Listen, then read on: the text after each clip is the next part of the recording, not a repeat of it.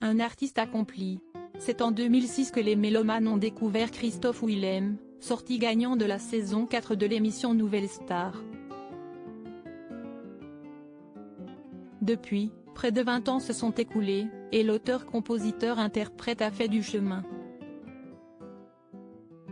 Jusqu'au printemps 2024, il sera en tournée en France et en Belgique, à l'occasion de Panorama, son 6e opus.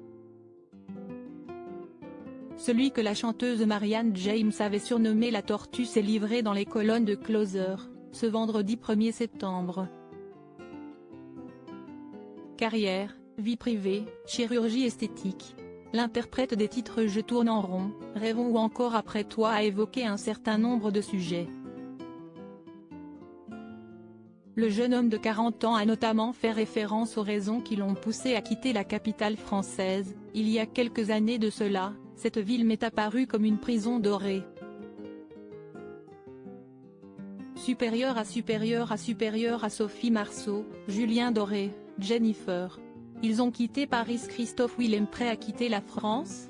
Aujourd'hui installé dans le Val d'Oise, Christophe Willem a rappelé à nos confrères avoir vécu à Paris pendant 4 ans, entre 2006 et 2010, à l'issue de sa victoire dans Nouvelle Star. Mon bonheur est d'avoir un bout de terrain, de verdure pour respirer, a confié le chanteur, au moment d'évoquer les raisons qui l'ont incité à déménager. Né à Enghien-les-Bains, j'ai grandi à Deuil-la-Barre, et ma zone de confort se situe à Montmorency. Et l'artiste de résumer son point de vue de cette façon: ici, tout le monde me connaît.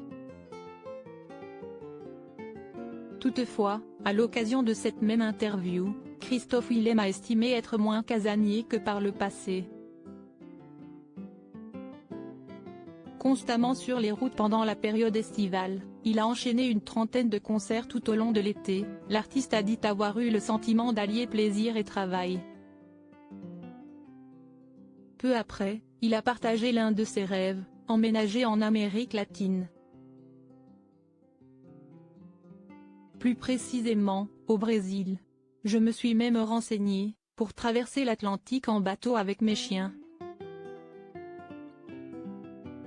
Deux Boston Terriers qui ne peuvent pas prendre l'avion, a conclu l'interprète de Si mes larmes tombent. Nul doute que ses fans iraient jusqu'au bout du monde pour l'écouter chanter. Article écrit en collaboration avec 6 médias. Crédit photo, Cédric Perrin.